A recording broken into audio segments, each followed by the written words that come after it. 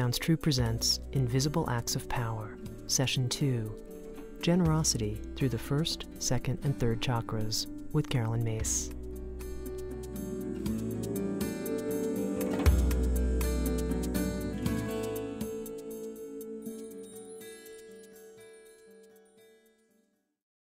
We're going to enter the human energy field now with the subject of generosity, but we're going to do it by entering the lower half of the body, or the first, second, and third chakras.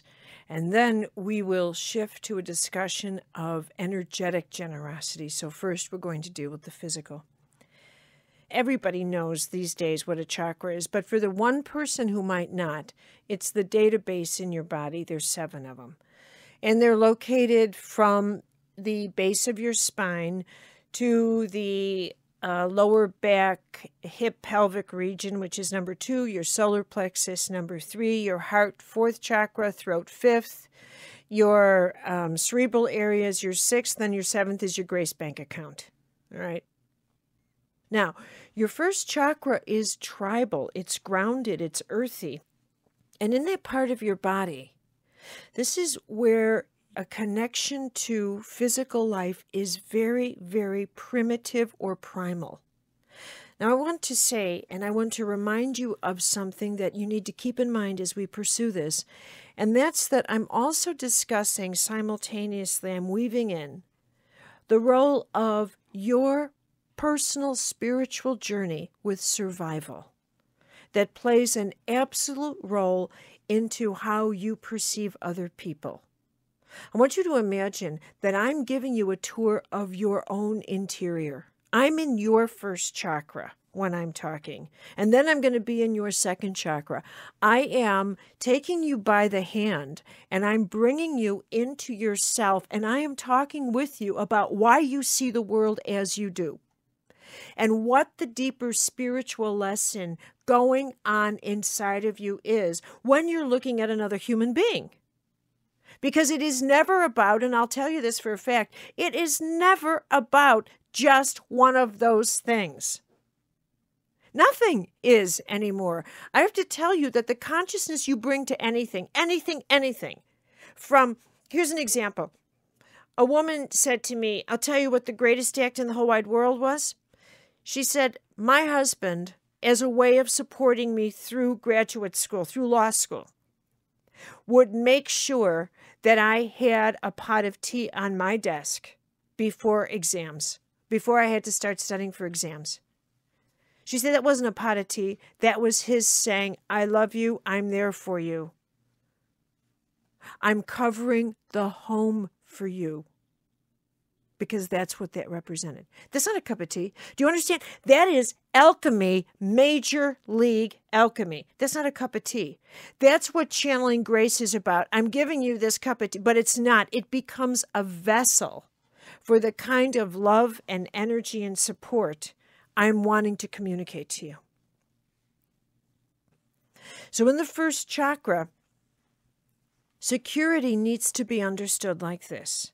And that's that all of us begin by needing to feel that we can take care of ourselves in the physical base sense. We can feed ourselves, clothe ourselves, shelter ourselves.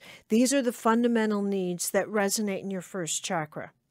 As a point of curiosity, and I don't know, maybe you'll find this as interesting as I do, but in the years when I used to do medical intuitive readings, what I discovered as my readings got more what I would call energetically sophisticated is that conditions that I could, I started to pick up illnesses in the physical. You have leukemia, cancer, whatever it is, colds, flu.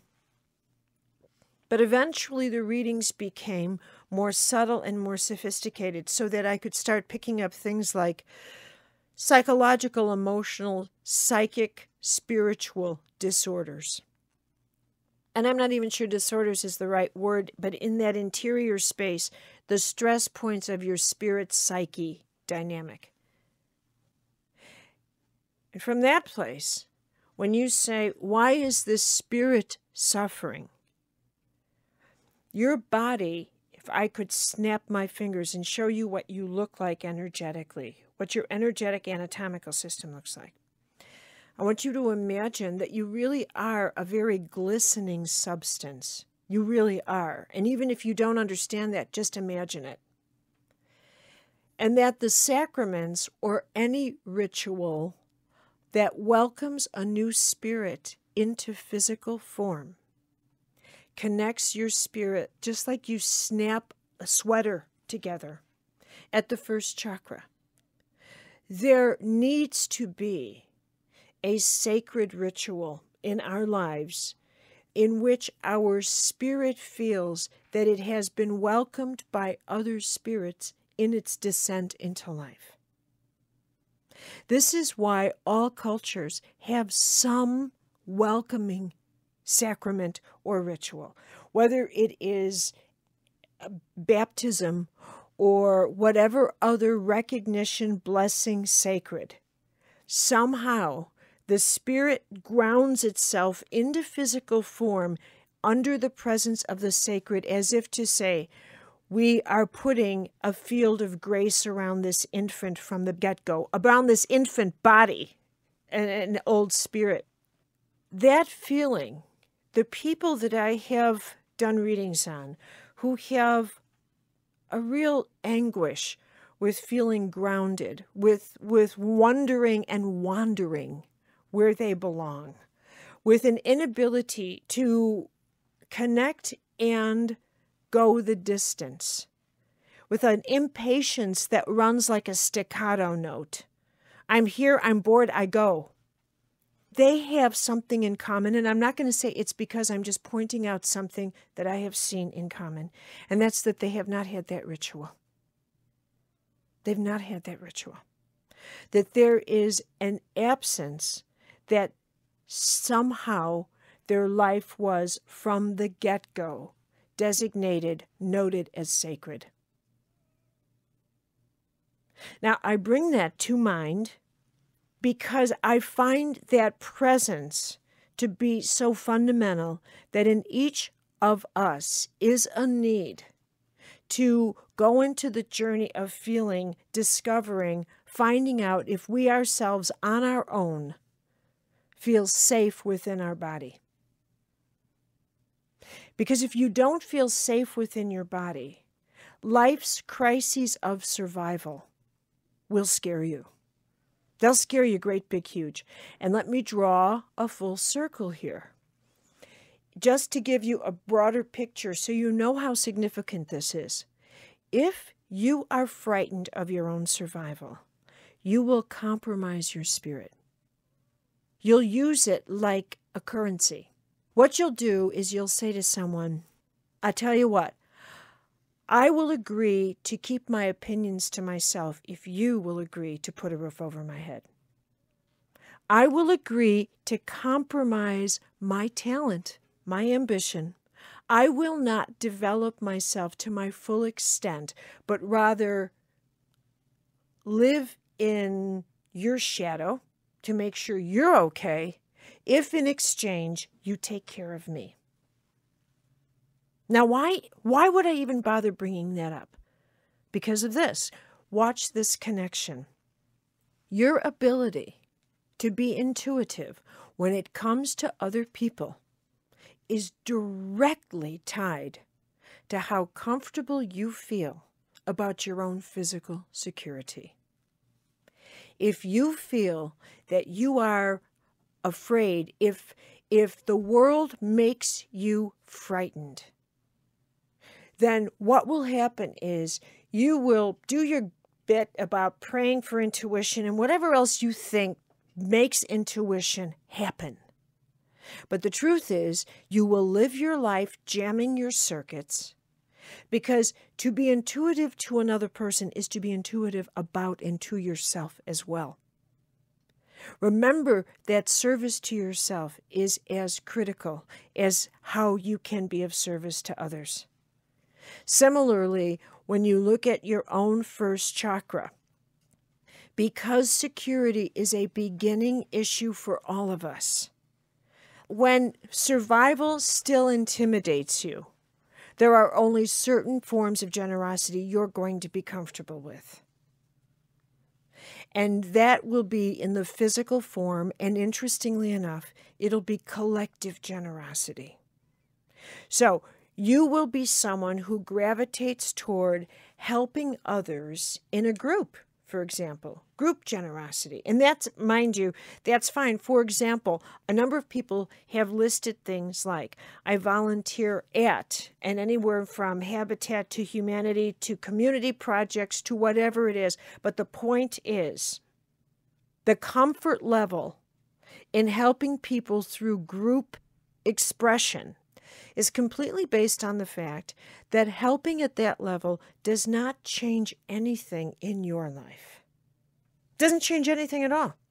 As a matter of fact, it enhances your life. It makes you feel good. People say, I did this because it made me feel good.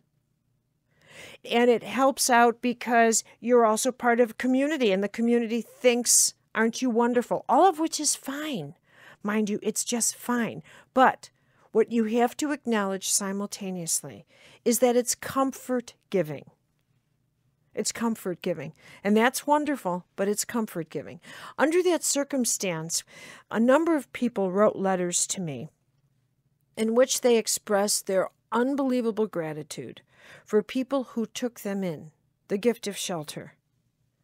For how many people said, where they told stories about how my friend took me in. A lot of people who suddenly found themselves unemployed or in a abandonment situation or in a divorce, who had absolutely no place to go, both men and women, but mostly women, and usually women with children. And how people said, you come on to my house. And how grateful they were, and this is important. What were they grateful for? Obviously, the couch. But now we're going to move into the things that really made them feel grateful. They were never asked how long. Number 2, they were never made to feel like they were an imposition. Now see, all roads in everything that I am sharing with you will ultimately lead back to what everything in life is about, is how we spiritually nurture each other. Not physically, but spiritually. Every single thing is an opportunity for spiritual nurturement. That is what, at the end of the day, if I learn nothing else from this wondrous project, it's that every single thing, either I enhance your spirit or I don't. Every act of kindness, everything. And here, at that level, what people are more than truly the roof over the head and the couch for the night, what they list as their deepest feeling of gratitude is that they were not put in a position to feel shame because they could not take care of themselves. That's what they remember. The gratitude is that they prevented me from feeling that this situation took my dignity. That is amazing. You know, and on that score, I'll tell you something else that I found absolutely fascinating that is also first chakra.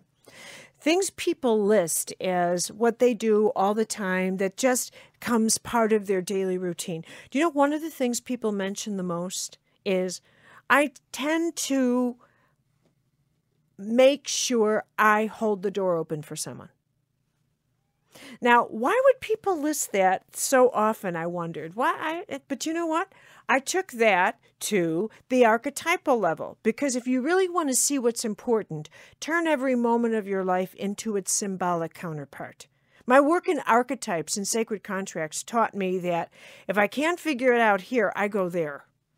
If the literal world baffles me, which it always does, I take flight to the symbolic and I get my coordinates and I come back down. Holding the door open, being mindful of what I now look at as the open door ritual, was listed by so many people as being part of, this isn't their language, it's mine, their spiritual practice. Now, why is that? Do you realize what a big deal that is? Have you ever had a door slammed in your face? Do you understand how we, from a symbolic level, interpret that? If I was walking in front of you, we don't know each other, we're just walking down the street. I open a building. I know you're there. I can hear you behind me. You're 2 feet behind me, 3, maybe 5. I push the door open. I walk in. I don't hold the door open. Don't tell me that doesn't gut you. Don't, because it does. It pulls out your spirit. I've just assaulted you. I've just delivered a message to you that says, you're insignificant, I'm better than you. I have just delivered a message to you that is the worst of the worst types of first chakra message, which is you don't count in this tribal world. From this work, I have concluded that is how attuned we are to each of our behaviors with each other. You don't miss a trick in terms of how people are in the world around you. You don't miss a trick. As a matter of fact, you count everything. You weigh, measure, count, move every single thing someone does in your world.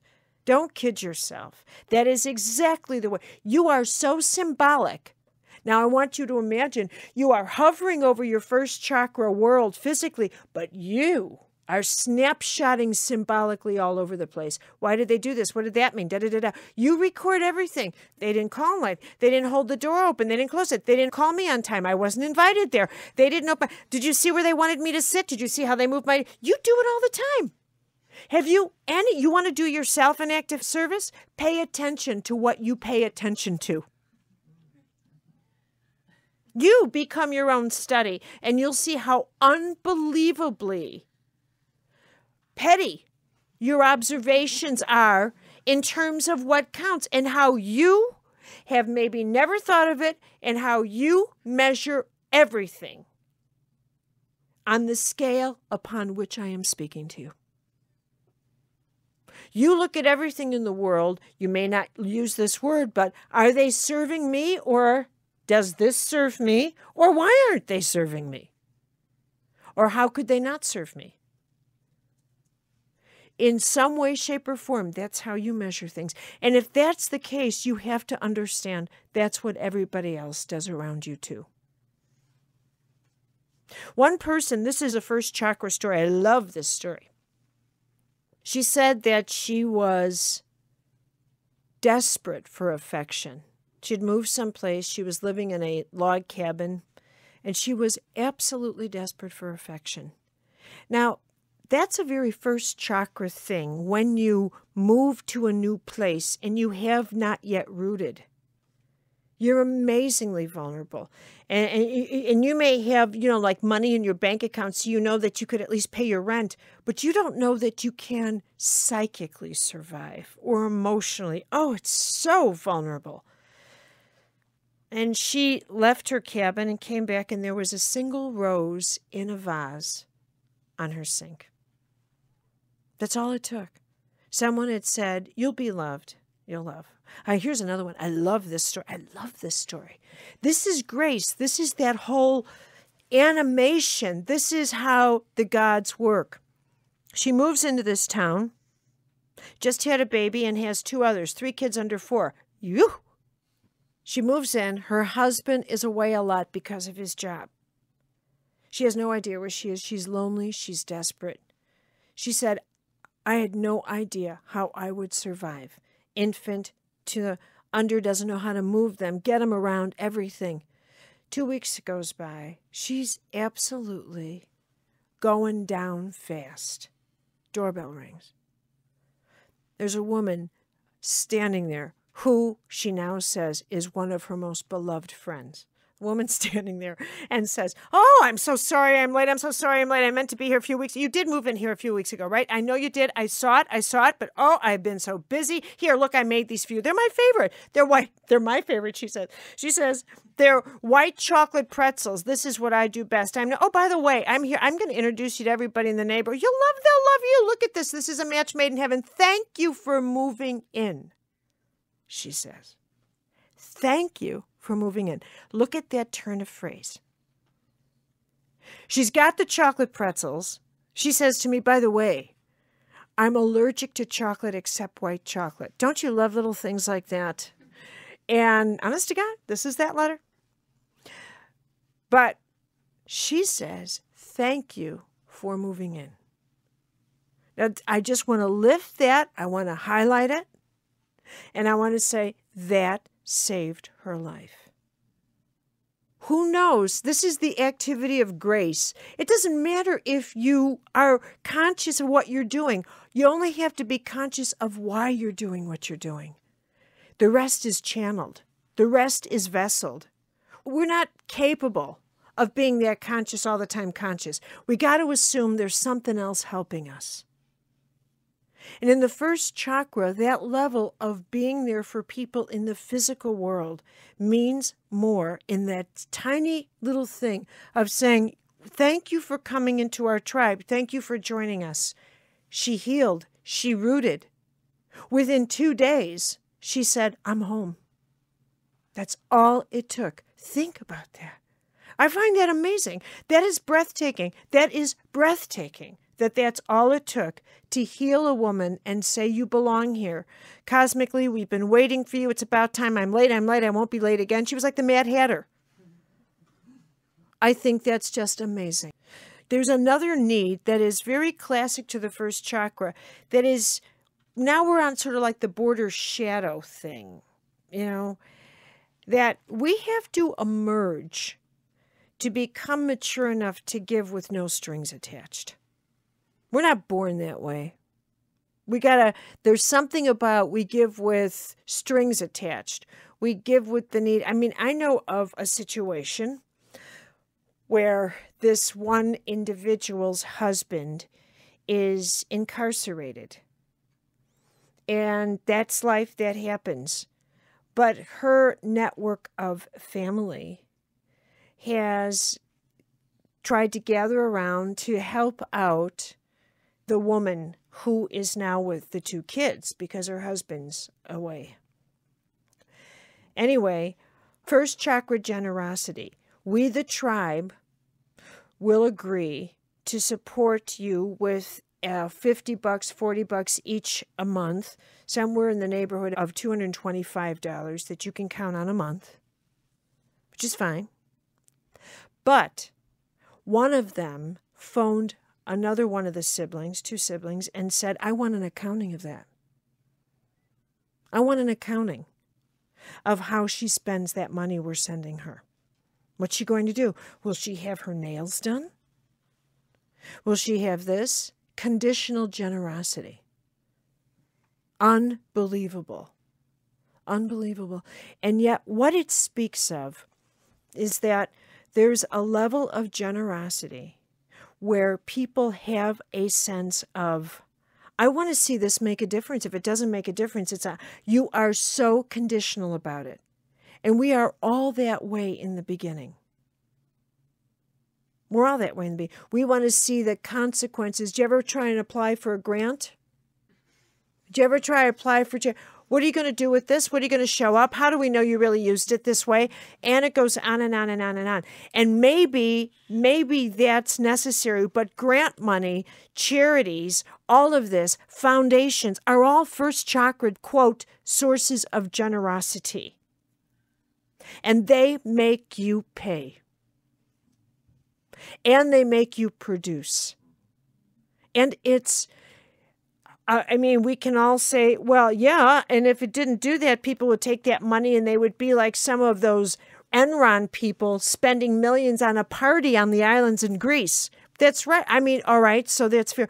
But what I'm saying is that first chakra generosity, oftentimes our giving extends to the fact that we need to see results of it. So my point here is hold yourself steady when you encounter this level of life in the world and observe where your own spirit, again, I don't want to say, and give to everybody you see. I can't do that. I never would I say that. Remember, I'm in your first chakra with you, and I'm asking you to pay attention to how you see the world and why you see it as you do. And if, as you encounter this level of life, your response is fear, versus compassion. And even if you say, if you walk down the street and say, I will pray for you, and you bless them, that may be all that's needed for that just one extra unit of grace so that person does not go home and kill themselves. You think I'm kidding? You cannot imagine the number of letters I have where someone had a feeling, I should call this person. Just before stepping into this studio, I have the letter right here, somewhere in this stack. This woman said that she was with her partner, and the partner, he said something very, very abusive to one of her friends, and a huge fight erupted. Shortly after that, her friend, of course, I guess it shattered the friendship. But now she's left with this partner, and he's moping and feeling badly. He exploded, but he's moping and feeling badly. She said that she knew in her heart that he was feeling terrible and needed to reconcile, to heal this. She could feel this in her heart. She could feel it. But she didn't respond. Out of anger, out of whatever, out of, you shattered my physical world, you took away someone. He killed himself that night. He killed himself that night. Now, my point in sharing this story is that there is a level of compassion, there is a level of generosity, of sensing each other, where we have to deal with the voice of pride. It's very easy. With the voice of, you wouldn't hang with those people. You can't. What would someone say if you helped them out? Now, this is what I've noticed in the letters that people write about in terms of, should I take this person in or not? Should I help this person or not? You would be surprised how many people manage the speed of their generosity based upon what others might think of who they're helping. That's an amazing thing to think about, but it's really true. What if I did help those sorts out? What if I did? I'll give you an example. One person said that he wanted to volunteer at an AIDS hospice. That didn't go well with his family. How could you go there? First, it's dangerous. The disease is dangerous. It's a horrible thing to do. Volunteering to help people in hospice is first chakra. This is as core grit life as you can get. And his response, of course, then they threw the big guns. Why do you want to hang out with them? You one of them? Gay, HIV, this kind of thing. He said, no. He said, what difference would it have made anyway? I simply feel for these people. Because someone had said to him that the greatest thing that he needed during his episodes where his AIDS would flare up is someone to simply touch him. Just hold my hand. That's all I need. Because what's really at stake is dignity and companionship. I don't need you to come in with flowers to sit at the foot of my bed. You're still telling me I'm not good enough to be near me. You're still giving me that message. Now, see, my point here is, if your intuition was attuned enough, you would know, you would feel in your heart, in your gut, in your whole system, that I'm here, and what drew me here was that this person physically has an epidemic first chakra and that this person is in fact dying. But what this person really needs, how can I serve the spirit with dignity so that the exit is not one of shame and isolation? At the end of the day, if you asked yourself that question with every single person you see who has ever approached you in any way and saw it as through the lens of dignity and respect, what's really going on here, let that be your guide in terms of your response. Even if you're worthy of my prayers, I may not have anything to give you off my shoulders, in my pocket, in my wallet. You know, one person told this story. I don't know how she's driving across a bridge in New York. There is traffic jam.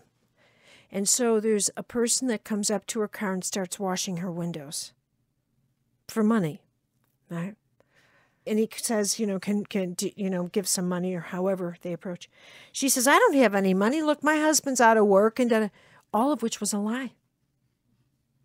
So he walks around the other side. Her son's in the car, about 12 years old, and says, lady, hey, kid, got any money? I'm hungry here, kind of thing.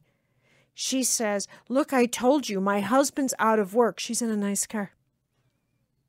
He says, oh, man, lady, he says, I'm sorry to hear that, and you have a kid. Dumps his money in the car. He says, you need this more than me, I guess. Here, lady. Then he says, God bless you. She said to her son, get that money, give it back to him. She opens up her wallet. How do you explain that? Suddenly, she's so generous. Suddenly, starts giving, she had some food in there, God knows what else. She's trying to backpedal here. She'd been shamed by humble. Now, see, that to me was an angel in disguise. Look out. Ooh, someone wants to wash my windows. Now, honey, wash all the windows you want. Wash my house windows. I don't care.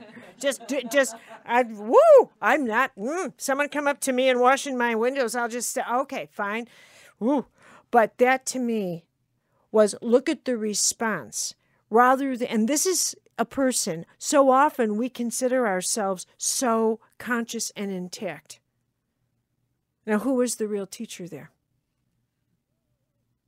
Who came to teach who? And I think that's one of the things I learned so deeply in the first chakra.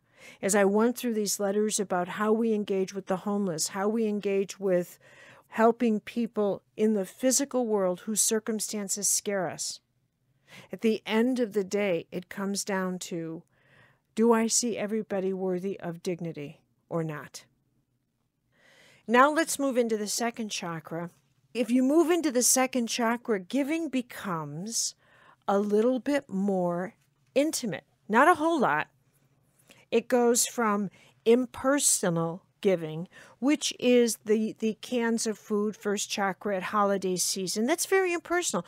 You can assume what they're going to do with that. They're going to eat it, and it almost doesn't matter when you drop off cans of food or whatever at places for the holiday or toys, the likelihood that you'll ever see who's going to do that, and it doesn't matter. What matters is you made the effort to support people in the community. Generosity starts to get more and more high risk as you ascend up the chakras. And the second chakra is all about finances, creativity, sexuality, power, survival at the one-on-one level. Now this is tremendously different. And now generosity shifts from impersonal to personal, to intimate, to spiritual. Those are the 4 levels. That's how it rises. And in the personal, which is second and third chakra, intimate 4th, 5th, then you get into spiritual and the capacity to be generous to another person's spirit. But we're not going to go there. I want to take you back down to the second. And this is where, when someone asks you for creative support, creative generosity, financial generosity, it's as I said earlier, I'll give you $1,000 to make sure it won't rain on your head, but I sure won't give you $1,000 to see you become more successful than me. I think very few people will admit that they suffer from that. That there is a level of qualifying generosity where, and here's where spiritual development comes in, where you start realizing, do I have the type of generosity where I can help you not deal with the fact that you cannot survive, but to help you survive brilliantly. You see the difference in the question? It's easy. Generosity is easy when it comes to helping people who fail at survival. Quite frankly, that's cakewalk generosity. Give $5 a month to CARE, give this one, give that, Salvation Army, United Way. These things, that's cakewalk. Toss $5 in and there you go. It's a whole nother can of worms to sit down with someone and realize, do I have what it takes to support your sense of talent so that that activates, which in turn enhances your ability to survive, which in turn enhances your sense of what you can give to this world, which in turn helps you, it's like an investment in your highest potential. Do I have that kind of generosity? You know what? A lot of people don't. And that's not criticism, but here are examples of people who do. And by the way, the examples of people who don't are in the letters too. Because what I did was I asked for, give me your regrets as well as your accomplishments. And the story of regrets, what people cannot do, is as interesting, if not more, which is what set me out on this path to consider that giving is such a spiritual journey. And in the second chakra, this is where your spirit does a reading. Let's go into intuition. What does your second chakra look for when you meet somebody? I want you to imagine that your second chakra has eyeballs and it's checking out someone. Now, what kind of data does your second chakra? If your first chakra gives you this kind of data, and it does, where do I think this person's from? I wonder what their background is. I wonder what their religion is. If you wonder any of these questions about somebody, from now on, you say, oh, that's what my first chakra sounds like. Because that's the voice of the first chakra. Second chakra sounds like this. What do they do for a living? What do you think they're worth? Married? Single? This is all second chakra voice. You start doing the social pedigree stuff, educated, not educated, I don't know. How many times divorced? Could be 2, 3, I don't know. Look at him. Cheat on his wife? Maybe, maybe not. I don't know. I can't tell. Does he have any of the cheater instincts? You have second chakra voice. That's what it sounds like. Okay? Second chakra is the critical voice. Yick. Criticism, not good enough, da-da-da-da-da-da-da. And second chakra is competition. Before your little mind even becomes conscious, your second chakra does a whole lot of things. Is this person competitive? Are they better than you, less than you? Are they better looking, less than them? You got to get that data too, because what is this? That's survival data. Are they bigger, better, faster? Richer, poorer, where are they on the physical strata? If you ask yourself those questions in any way, shape, or form when you meet somebody, or if you use those questions as a way of evaluating whether or not you will be kind, benevolent, open, or critical, that's your second chakra talking to you. Now, how does all of that factor to generosity? Well, let's think about it. And with intuition, your capacity to resonate, to be sympathetic, to hear, to help someone with creativity. Let's talk about creativity. What's creative generosity like? I mean, some of the letters I got that were most eye-opening were people who said things like, I couldn't believe it when I joined this office, and I was there for a few weeks, and then I came to work, and there were balloons on my desk, and a note that says, we think you're going to do a great job. That is second chakra generosity. That says, come on, bloom here. Well, you got what it takes. Show off your stuff. It takes a lot to do that because you are competitive, and competition's survival. It is survival. How many of you could be generous when it comes to not gossiping? Second chakra. To say, I'm not going to harm this person's reputation. I'm going to enhance it. That's an invisible act of generosity. That's an invisible act of power. But whether or not you have what it takes to do that, to decide, I'm telling you, I'm going to do an invisible act of power. I'm not going to pass that rumor on. And in doing that, I'm going to protect that person. They'll never know that I just saved their job. I don't have to tell them. The only way you will ever be able to pull off a stunt at that altitude is if here in the second chakra, their best interests do not scare you. If they do, you're going to be right up there with the gossip squad. And you won't even realize how ungenerous and unkind that is. You won't even realize, like the model I told you about. The number of letters that I got from people who said, this person believed in me. Oh, I love this story. Oh my God, I love this story. This person came to America young, was 17, 18, something like that, and had no money and was taken in by a family. And then got a job at a store that sells musical instruments, piano like this. And for $5, he would work there and they would let him play the piano to practice. Do you love it? Someone heard him. Do you love it? He ends up having a job somewhere. But the point is, the man who ran the store said, you got talent. So go ahead, pick a piano and give it your best shot. Do you love it? The guy is successful in San Francisco now because one person believed in him. Do you know how easy it is to say, get out of here, kid?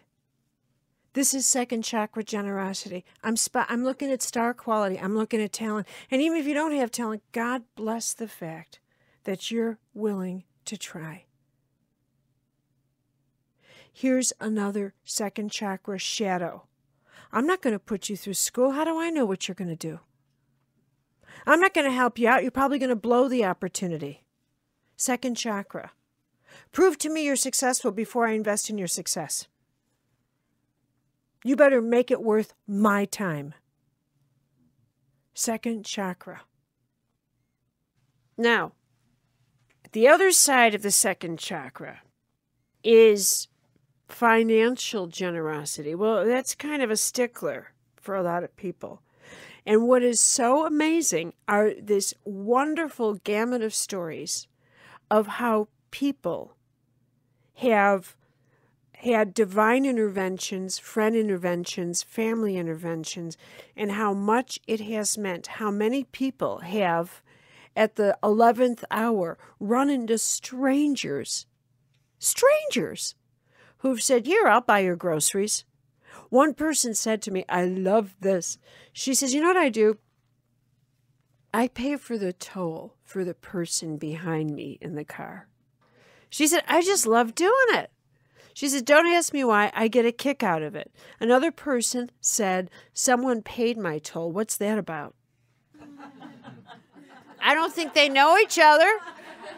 But I mean, the second chakra level of generosity is where you that rubber meets the road in the sense.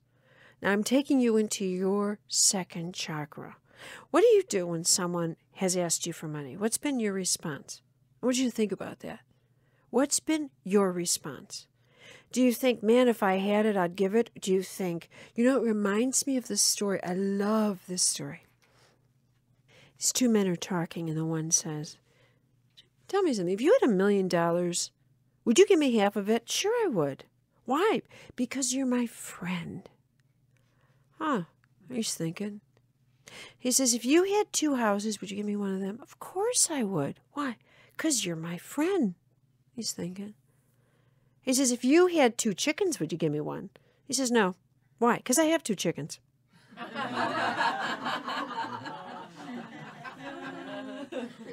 Second chakra. That is the challenge of that level of generosity. But let me share just some of the wonderment that happens. How, again, little it takes to mean so much. I love this story. This man writes about someone everybody loved, a man in his community. Everybody loved him. They loved him. And he was someone who, I guess I shouldn't say past tense.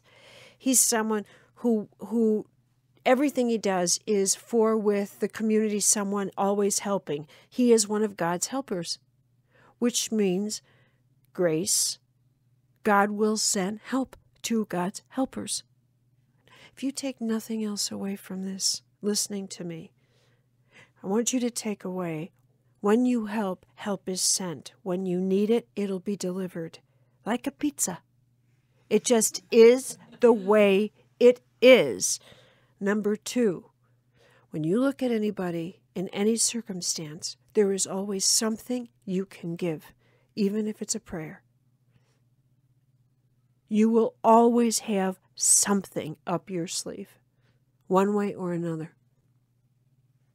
Even if it's a kind thought. Even if it's a thought form you transfer, like optimism that says, hang in there, you'll get out of this.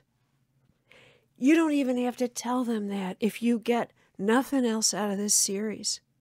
You got to get out of it. That there are 1,000 forms of generosity and you are a channel. And that's all there is to it. You will never change your wiring. You were meant to be an intuitive being of service. That's all there's to it. The only choice you have is how fast you want to grow into that task. That's it. That's the only choice you have. So when you look at someone like this man, and this is why I love this story, he is teaching at a high school and doing social service, volunteer, whatever, but he's real broke. He's so broke he can only afford a really poor walk-up apartment in New York. You ever been in a walk-up in Manhattan? Okay. So he also has a couple of kids he's supporting. This person who wrote the letter said, bad enough. It was just him, but he's got a family.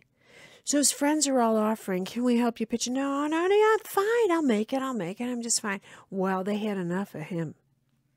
So what they did was surprise money orders started to show up. $300 money orders per month started to show up. And just like that, started to show up. Well, every one of his friends said, I don't know how that happened. I don't know. Who's that from? I don't know I can't imagine. Aren't you the luckiest thing? And the guy wrote the letter and said, you want to know something? Typical of this guy. He had just cashed one of his $300 checks. And they're walking home, and he's absolutely in awe that heaven would so provide. And then what is he? He walks past a show, a theater, and they see 5 young boys trying to sneak into the theater without paying for tickets through the fire escape. He says, wouldn't you know it? 3 minutes later, they're walking in through the front door with dignity because he bought them the tickets. You know, it is exactly that type of endless truth in the... And what if his friends were saying, well, we better see how he spends that and whether or not he deserves my generosity. And the second chakra, do you deserve my generosity? That is a raw question. But you got to look at it, because then you have to push it and say, what is the scale that I use where I determine whether or not you deserve my generosity? Exactly. What are the dots I've put into place? Is it appreciation? Do I need you to look at me and say, am I doing a good enough job? Is that what I need? Or do I need you to credit me with whatever success you achieve as a result? Is that what I need? Because second chakra is the achievement of physical success. Financial support is absolutely one of the acts people have listed as that which they are most grateful for. And I think you need to hold that in your mind, that it is something exceedingly difficult for people to do because it represents their survival. You'd be surprised how hard it is to part with $5, as one person said. She said, I'm a rich person, but if someone asks me for $5, I consider it suddenly they're asking me for everything I've got. What is that about? But it's true. You'll turn around and blow $50 on a dinner. But tip a cabbie? Oh my God. It's just so interesting how we function and what money represents to us as a measure of security and our generosity. You may not ever need money from somebody. You may never require that type of generosity. But there will come a time, if there hasn't already, when you will need creative support. You will need creative generosity. That's all there's to it, because that's life. Or you might need comforting at the physical level generosity.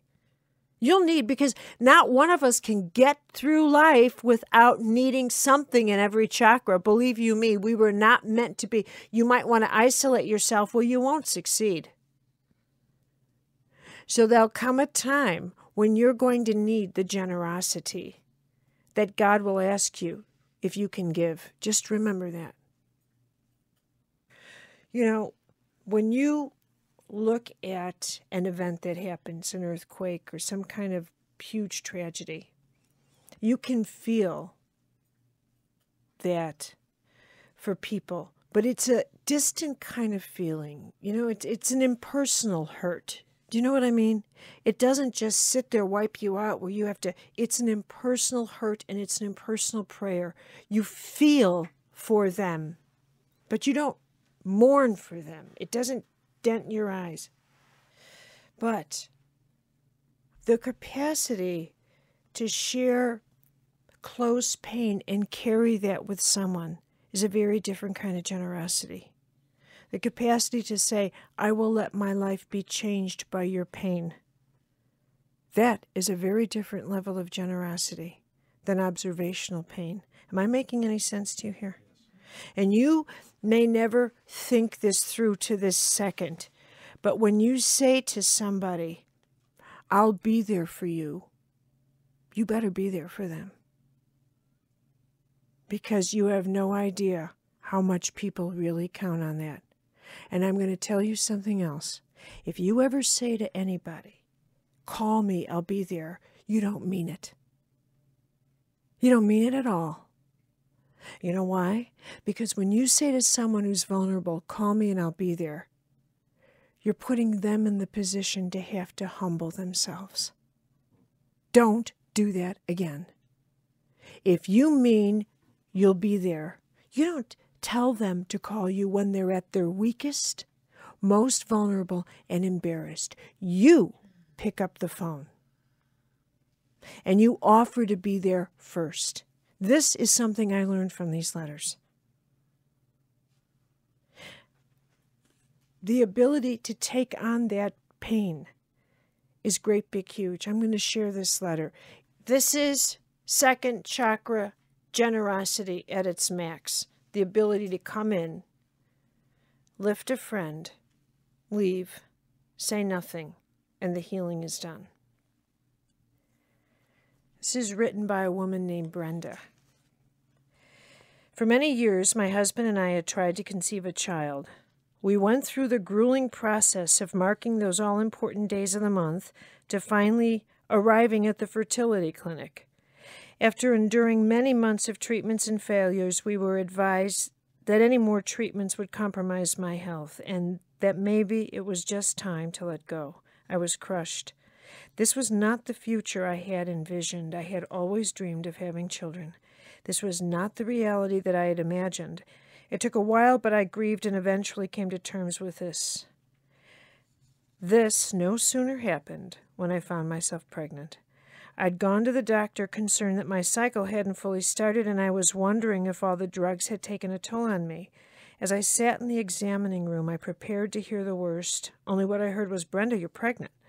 I didn't believe her. I made the doctor say it again. "Brenda, you're pregnant." Then I had her tell my husband. The look on his face was priceless. A part of me was flying, not listening to the doctor and my husband talking about the spotting. I remember hearing the words high risk and we'll have to monitor process closely. What were they talking about? Nothing could happen. Everything in the world was perfect. I shared my news with my family and friends. I have wonderful women friends that had been by my side through my whole fertility ordeal. When we got together, I shared my news and we cried and we laughed with happiness. After all, they were now going to be honorary aunts. A week or so passed, then one morning I awoke in extreme pain, unable to move. My husband called an ambulance and I was rushed to the emergency room. After an ultrasound, it was determined that my pregnancy was ectopic and my baby was dying. Without surgery, I would die also. I begged the doctor to find any other way to save my baby, but was told the surgery was the only option.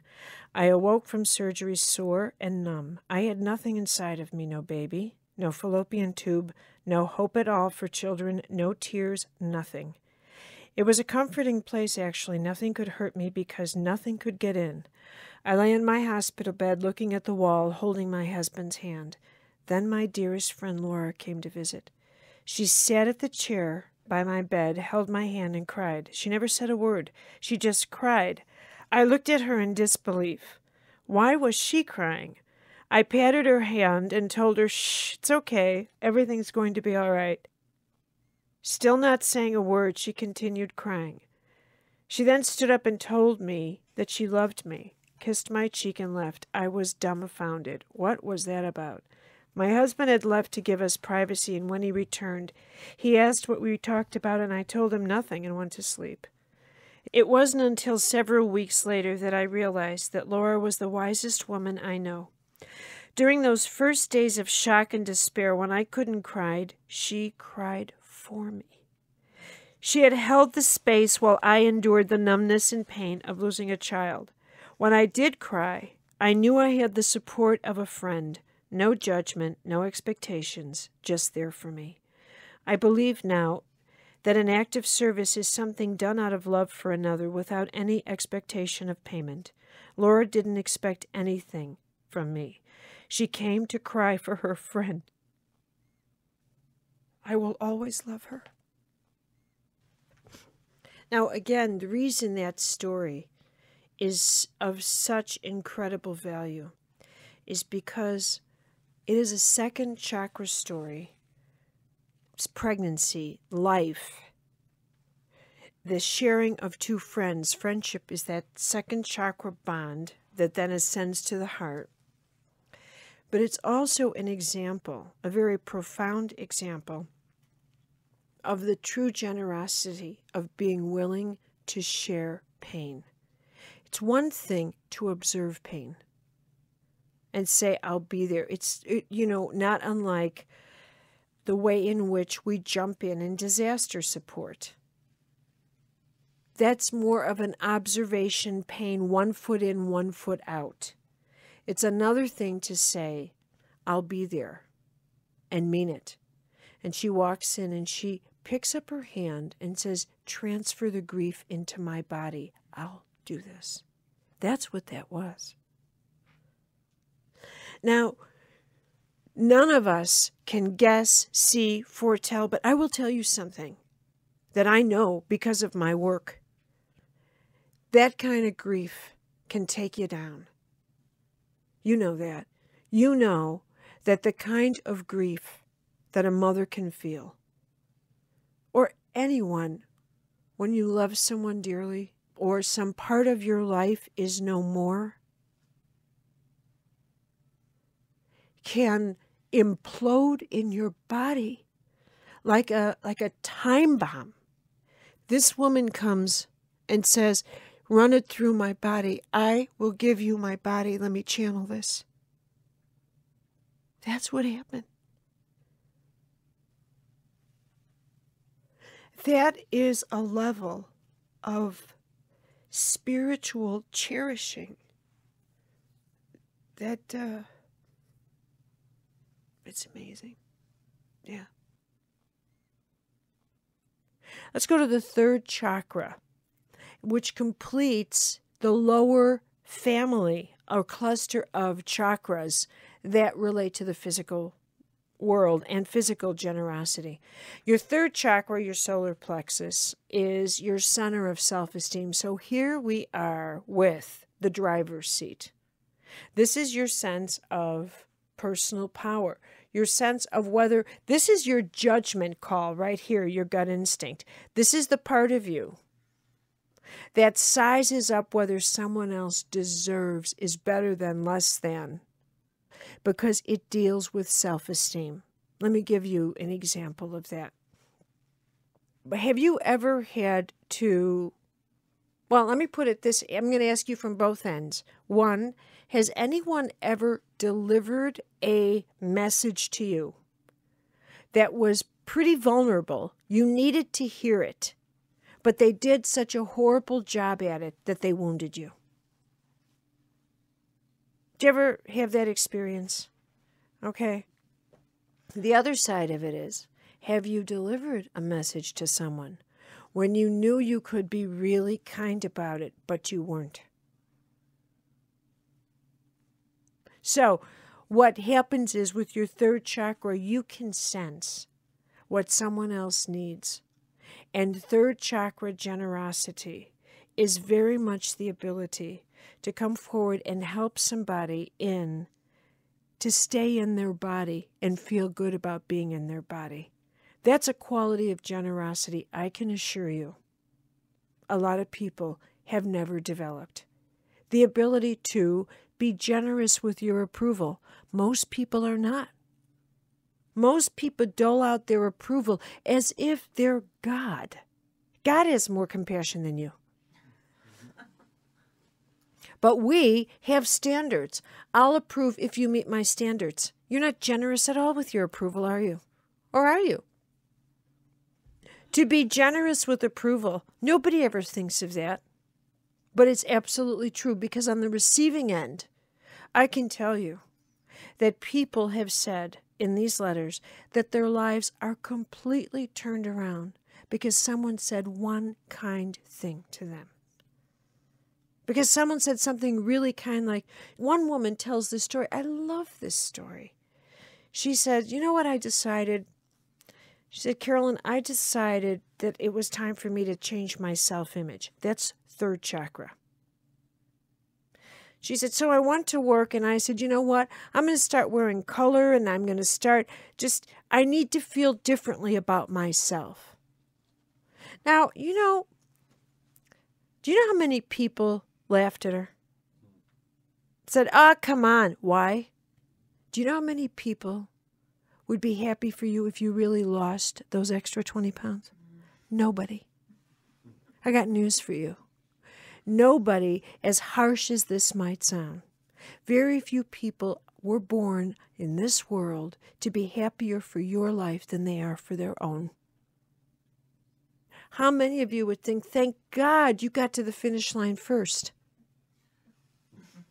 I don't think so. I don't think so. What I'm talking about here is you're as susceptible to these little bitty things we face in ourselves that make us decide who to help and who not to help, and inherently who to harm, because if one thought is so powerful, so is the shadow. One judgment can do more harm than we'll ever measure, just like we can't measure the blessing of a beautiful thought. We can never measure, but one day we will see the consequence of a negative. So this woman says she goes to work and she announces it. I'm going to slow this in motion for you. How frightened was she to announce to the tribe, I am about to change my self-image. She set herself up as a target and she took a bunch of hits, except for one person who showed up the next day with a bag full of her clothes that were designer clothes, no less, and said, here, honey, do it right. Oh, yeah.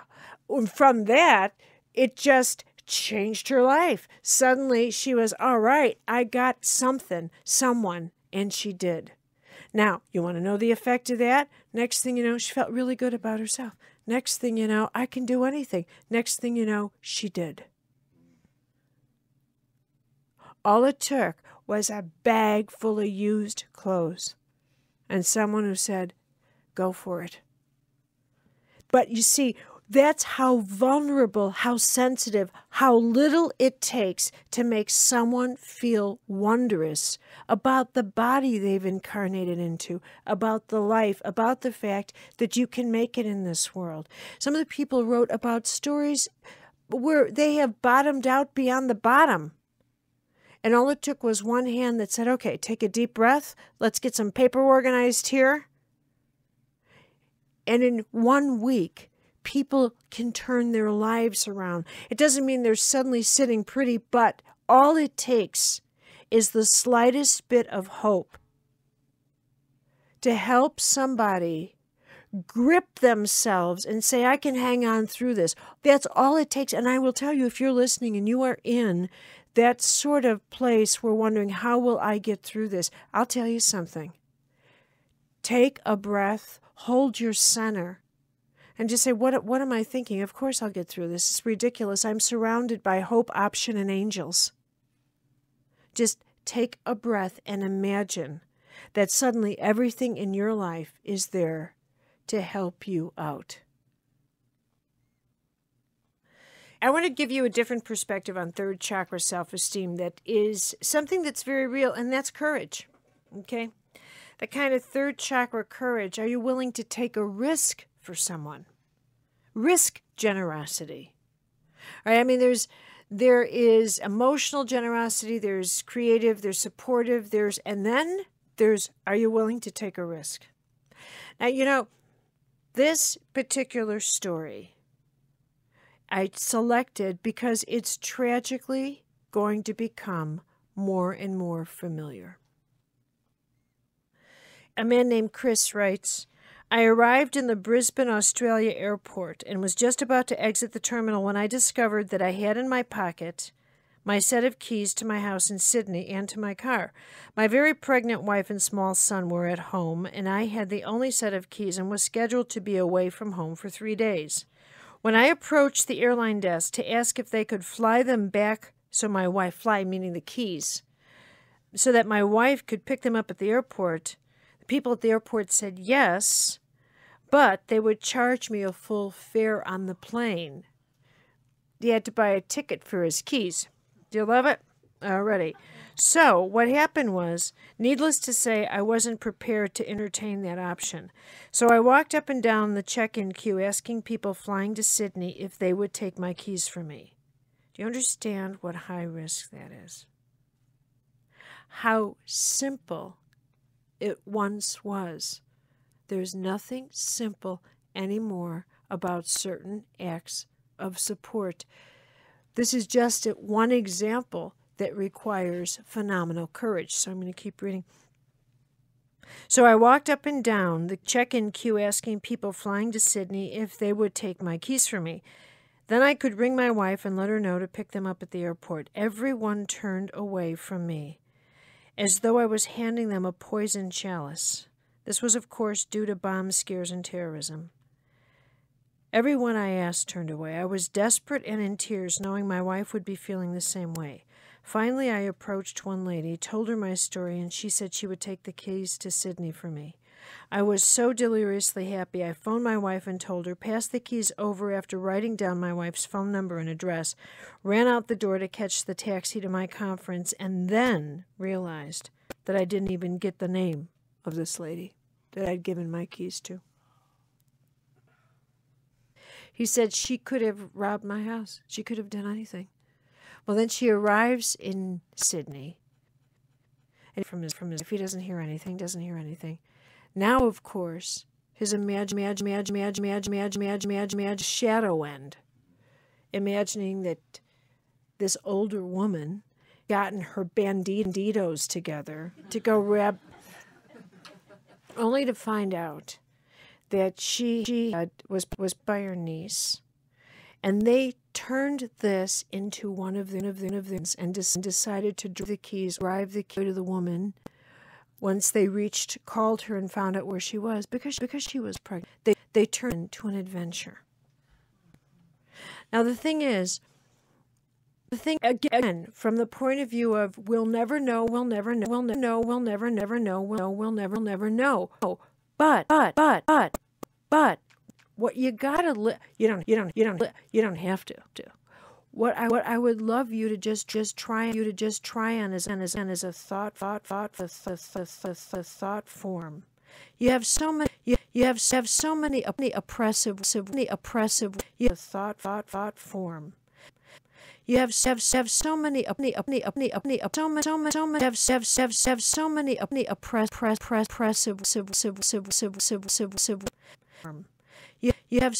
You have so many oppressive ones. Here's a nice one. Oppressive ones. Here's a nice. You have so much. You have what I we'll never know. We'll never know. But what you gotta but what you gotta you don't have to. You don't have to. You don't have to. God never know from the point of view of we'll never know, we'll never know, we'll never know, no. Never know, we'll never know, no, never know, we'll never know, we'll never know, we'll never know. Point is again from the point of view of will from the again from the point again from now the thing is again from the again from the point of view from the point of view of will never again was found out where she was because she was pregnant. They turned it into an adventure. Now the thing is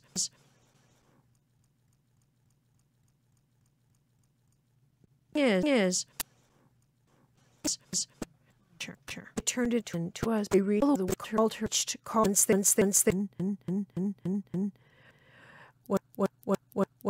once they reached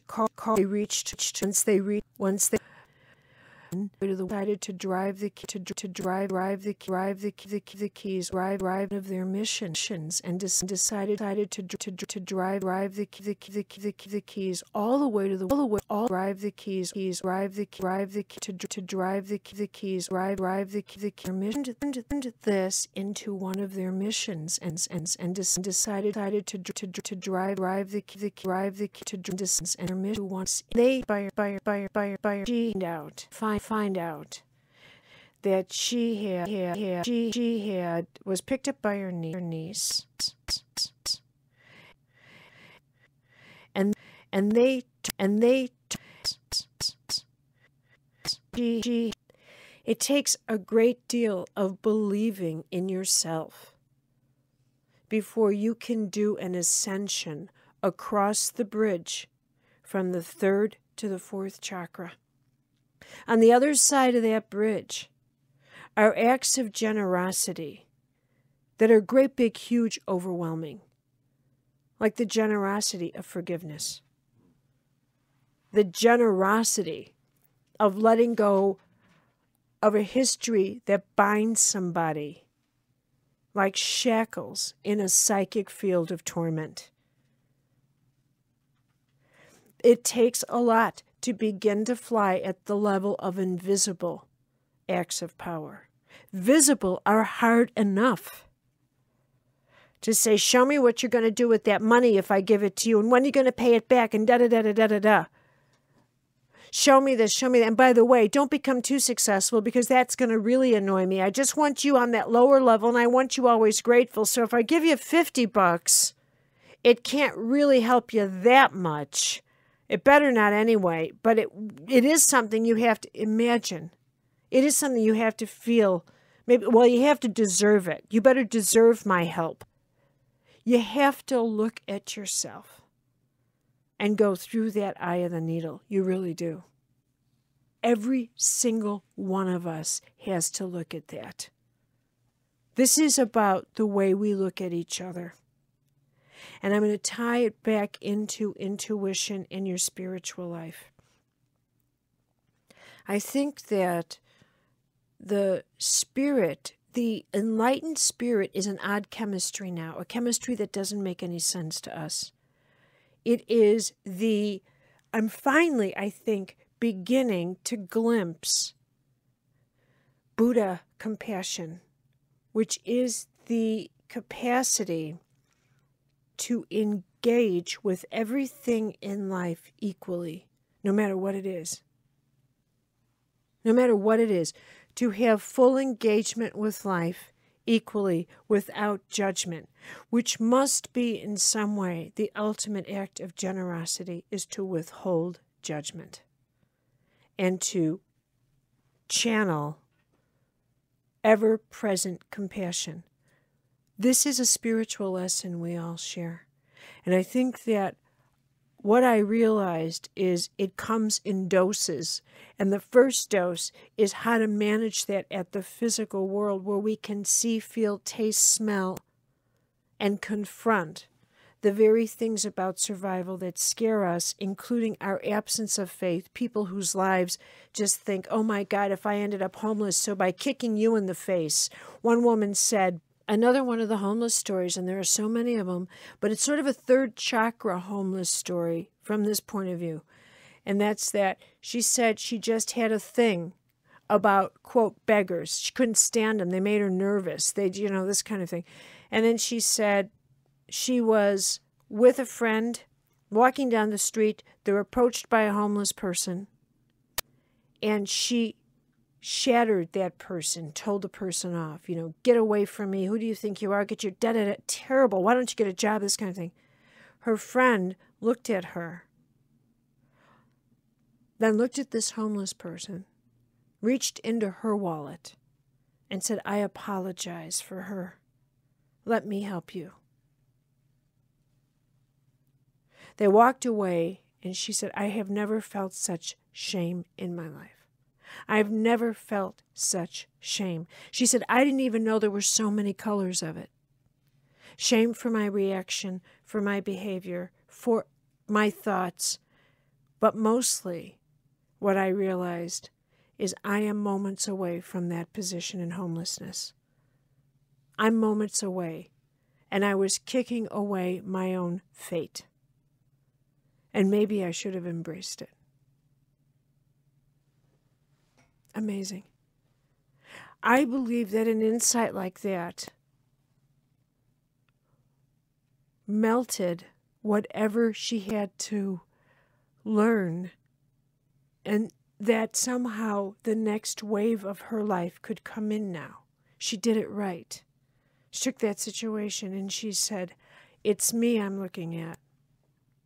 And then returned it with compassion, and then the gods will move you.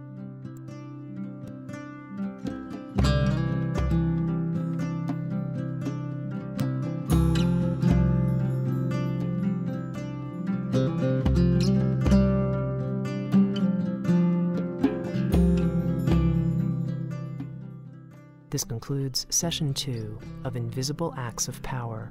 Our program continues with Session 3.